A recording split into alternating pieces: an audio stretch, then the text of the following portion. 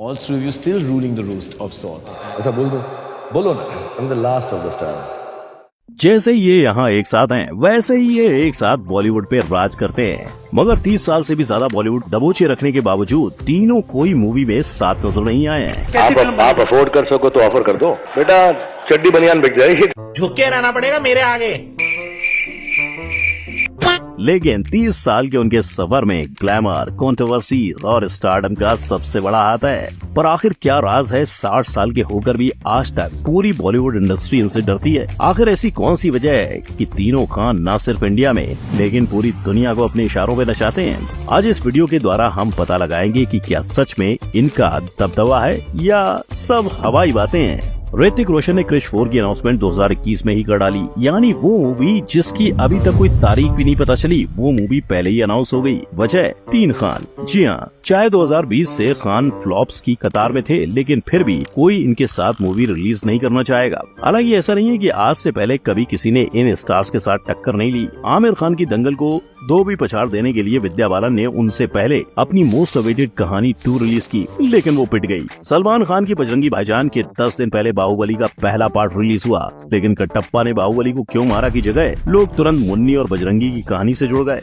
ऐसी टक्कर बॉलीवुड के किंग खान भी ले चुके हैं, जैसे कि 2023 में प्रभास के सालार से भिड़ जाना। वैसे ऑडियंस ने शुरुआत में सालार को काफी प्यार दिया, लेकिन वो जल्द ही समझ गए कि शाहरुख की डंकी सिनेमा जगत के लिए एक अहम मूवी साबित होगी। यानी कुल मिलाकर मामला बस इतना है कि क्यूट से दिखते ये सितारे आराम से किसी भी मूवी स्टार के आगे मूवी रिलीज करने में नहीं डरते। पर भाई लोग, आज भले ही इनके दम पर फिल्म चलती हो, लेकिन इन्होंने भी पहले स्ट्रगल किया ही है, क्योंकि जब ये तीनों खान इंडस्ट्री में नए थे तब भी बॉलीवुड में सुपरस्टार मौजूद थे ही। जैसे आज के आए एक्टर जो फेस कर रहे हैं वो इन तीनों खान ने भी फेस किया है। सबसे पहले बात करते हैं आमिर की। आमिर खान को उनकी पहली फिल्म कयामत से कयामत तक कैसे मिली, वो एक इंटरेस्टिंग कहानी है। आमिर खान का बॉलीवुड में एंट्री लेने का रास्ता थोड़ा मुश्किल था, क्योंकि उनके अंकल नासिर हुसैन एक फेमस फिल्म मेकर चाहते थे कि वो फिल्म इंडस्ट्री में ना आए, लेकिन नासिर हुसैन के बेटे और आमिर के कजिन मंसूर खान कयामत से कयामत तक डायरेक्ट करने का प्लान कर रहे थे और उन्होंने आमिर को लीड रोल के लिए कास्ट करने की जिद की। मंसूर को आमिर के टैलेंट पर पूरा भरोसा था और उन्होंने अपने पापा को मनाने में सफलता भी पाई। आमिर ने ऑडिशन दिया और अपने परफॉर्मेंस से सबको इम्प्रेस किया, जिसके बाद उन्हें मेल लीड के लिए कास्ट किया गया। अब भले उनके पारिवारिक रिश्ते उन्हें ऑडिशन दिलाने में मददगार रहे, लेकिन उनका टैलेंट, उनकी परफॉर्मेंस ने आज आमिर को द परफेक्शनिस्ट बनाया है। अब बात करें शाहरुख खान की, तो उनका सफर एक स्ट्रगलिंग एक्टर से सुपरस्टार बनने तक बेहद इंस्पिरेशनल है। शाहरुख खान ने अपनी एक्टिंग करियर की शुरुआत टेलीविजन सीरियल में की, जहां उन्होंने काफी सारी पॉपुलर टीवी शोज में काम किया, जैसे कि फौजी और सर्कस। उनके टीवी करियर में काम करते वक्त उन्हें कुछ फिल्मी ऑफर्स भी मिले, लेकिन इन सब में उनकी पहली फिल्म दीवाना थी, जिसमें वो एक सपोर्टिंग रोल में दिखाई दिए। दीवाना के रिलीज के बाद शाहरुख खान को काफी तारीफ मिली और उनकी एक्टिंग स्किल्स को नोटिस किया गया। फिर उन्हें कुछ और फिल्म्स मिली, जैसे कि राजू बन गया जेंटलमैन और डर, जिसमें उनकी विलेनियस परफॉर्मेंस ने लोगों का ध्यान अट्रैक्ट किया। लेकिन बाजीगर, जिसमें उन्होंने एक नेगेटिव कैरेक्टर किया था, उसके बाद एसआरके का जादू ऑडियंस पर छा गया। बाजीगर के बाद शाहरुख खान ने बैक टू बैक हिट्स दिए और आइकॉनिक कैरेक्टर किए, जिससे हर कोई एसआरके का फैन हो गया। लेकिन इन 2 खान के अलावा सल्लू भाई का बॉलीवुड एंट्रेंस कुछ अनोखा है। सलमान खान की पहली फिल्म थी बीवी हो तो ऐसी, जो उन्हें अपने पिताजी सलीम खान के कनेक्शन से मिली थी, वो भी विदाउट ऑडिशन। लेकिन सलमान को रियल फेम मिला मैंने प्यार किया से। दोस्ती का कुछ madam, no sorry no thank you. और तब से ये किसी के लिए भाई तो किसी के लिए जान बन गए। लेकिन हर किसी के लिए प्यारा, सबसे दुलारा बनना तो नामुमकिन है, राइट? इसीलिए तीनों खान को कई कंट्रोवर्सीज का सामना भी करना पड़ा। तो आइए तीनों खान की कंट्रोवर्सीज को एक एक करके समझते हैं और जानते हैं कि कैसे 1998 से सलमान खान अपनी जान को हथेली पर लेकर घूम रहे हैं। पहली कंट्रोवर्सी है आमिर खान की, जिन्होंने कई मूवीज में भारत का नाम रोशन किया है, लेकिन अपने बस एक स्टेटमेंट की वजह से वो पूरे देश के दुश्मन बन गए।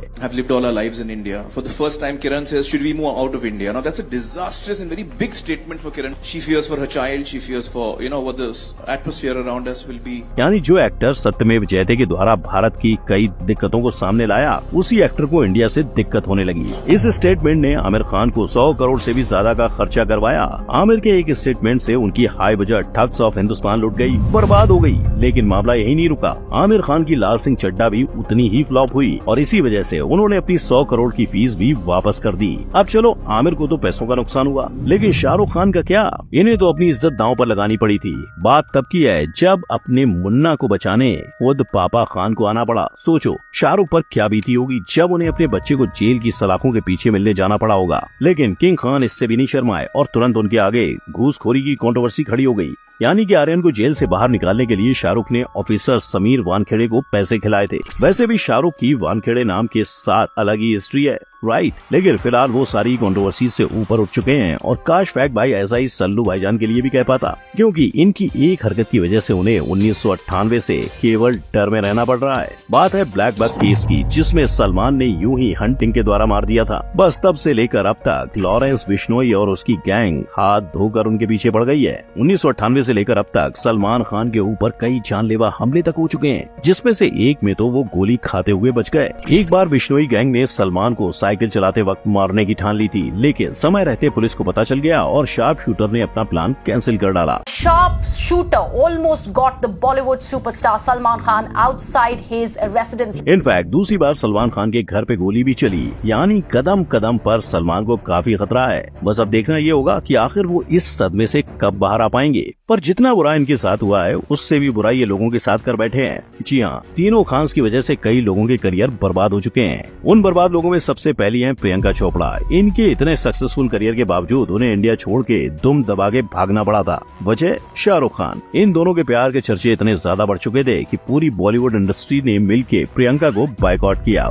वैसे ही विवेक ओबराय के साथ हुआ। जब उनका पंगा सलमान के साथ हुआ, तब कोई भी विवेक को काम नहीं देना चाहता था और इसीलिए विवेक भी एक इतिहास बनकर रह गए।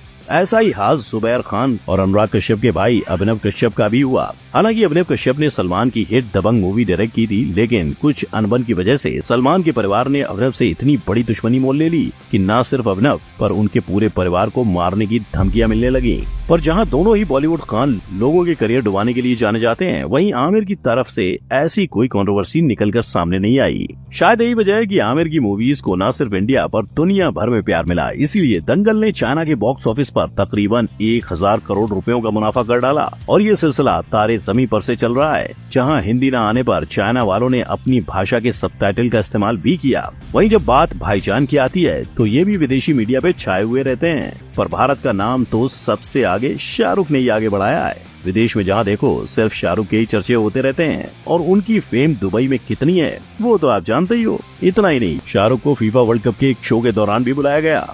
यानी ईस्ट या west, Khans are the best. लेकिन जैसे जैसे दुनिया बदलती है, वैसे वैसे लोगों के टेस्ट और चॉइस भी बदलते हैं। अब देखो, जब ये तीन खान इंडस्ट्री में आए तब भी बॉलीवुड में बाकी सुपरस्टार थे, फिर लोगों की चॉइस बदली और तीन खान सबके फेवरेट बन गए। और अब की बात करें तो न सिर्फ बॉलीवुड एक्टर्स, अभी लोगों को पैन इंडिया एक्टर्स भी पसंद आने लगे हैं। अल्लू अर्जुन ने ना फेमिनिन अवतार मतलब तो सोचो कंपटीशन कितना तगड़ा है, फिर भी ये तीन मजे हुए खिलाड़ी किसी से कम है के।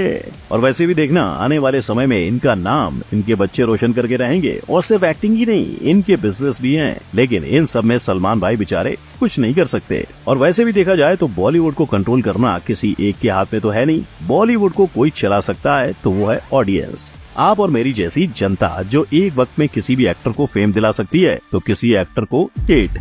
इसी वजह से बॉलीवुड इन खान्स के कंट्रोल में होना ना के बराबर है।